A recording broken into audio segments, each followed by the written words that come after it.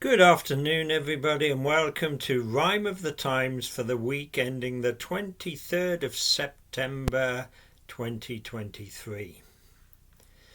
Brand accused of being a git. The absolute pits. Now he could face many writs. Even the Russians admit they've taken a hit. Rishi submits a plan to commit to net zero, but altered a bit to better fit the household budget. It has opinion split. Some of the Welsh throw a fit at a new speed limit. Zelenskyy asks for more kit when on a North American visit, and the UN sit at a summit but have no remit to end Putin's shenanigans. On Sunday, everyone was starting to get a handle on revelations from the Russell Brand scandal. On his YouTube channel, he had promised to us he'd done no more than be promiscuous. He admitted that he'd slept with many different women, but it was consensual. They were always willing. It was a Channel 4 programme Saturday night that had set the media world alight. The mainstream media was generally awash with people finding him guilty, bish bash bosh. But a different perspective from his sizable fan base is that there is no evidence on which we can base these allegations that fulfill his prophecy that everything is a big conspiracy. Conspiracy is what he now sells, ching-ching, like Putin's a good guy, that sort of thing. But does he believe his own theories himself, or is it just a formula to swell his wealth? Preying on the weak-willed to get his kicks, a big following to keep up the lucrative clicks. He grabs attention with such brio and patter that the truth of the content seems not to matter. These allegations against Brand are not brand new. For some time it seems people had seen things and knew. His 5-a-day related not to fruit and veg, but his daily sexual conquests that made him a ledge. But only a legend in his imagination, because many found his antics an abomination. So to the police and media other women now flock, a Pandora's box of bad lad deeds being unlocked. On Thursday the PM unveiled what he'd planned for our journey to the promised net zero land. 2035 was now the new 2030, and the Green Lobby is getting pretty shirty. His speech had had more leaks than a Thames water pipe, allowing critics to take a preemptive swipe.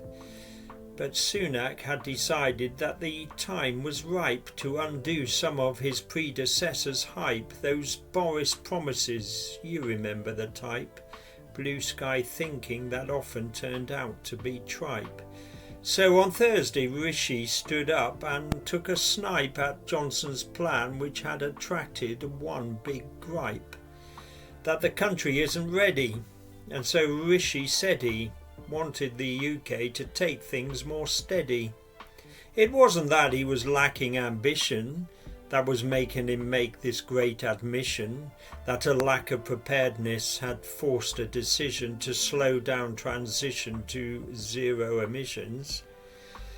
The finishing post stays fixed at 2050, but there's no need to travel quite so swiftly, and by kicking this can of petrol down the road he would of course ease many people's financial load. And easing money troubles also eases people's stress, which in turn might achieve electoral success. And that's what the critics and environmentalists say. This is just conservative politics at play. To them this wasn't the PM's finest hour, the climate crisis ditch for another shot at power. But Rishi claims he's being an honest realist, a pragmatist, rationalist, not an idealist. Critics say it's just one more to add to the list, another chance to lead the new green world being missed. But this is not a U-turn, the government insists. They just need to encourage, cajole and assist. Diktats and deadlines imposed with an iron fist will drive the population to resist. It's not a sign of climate change denial to let heat pumps and e-cars be delayed a while. Labour are thinking more long-term and universal, saying they will reverse Sunak's reversal. And by the end of the week we would also learn of another potential governmental U-turn. The HS2 project, way over budget and time, may in several places have reached the end of the line. On Sunday, Wales began a nationwide go slow. 20 miles per hour is the fastest you can go.